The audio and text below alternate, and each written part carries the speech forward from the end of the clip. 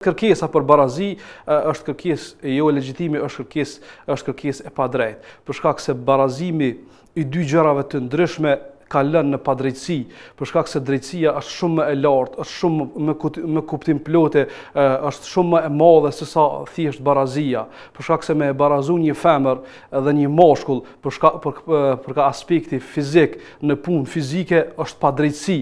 Pra duhet t'i barazojmë për shkak se ajo çfarë femrat kanë kërkuar në gjenezë, në fillim atje ka qenë koncept i gabuar, ka qenë kërkesë e gabuar, për shkak se atë që gratë është dashur ose lëvizja ose lobi feminist që është dashur ta kërkojë në fillim ose në piknisje atje do të kishte qenë mirë me qenë drejtësi jo barazi.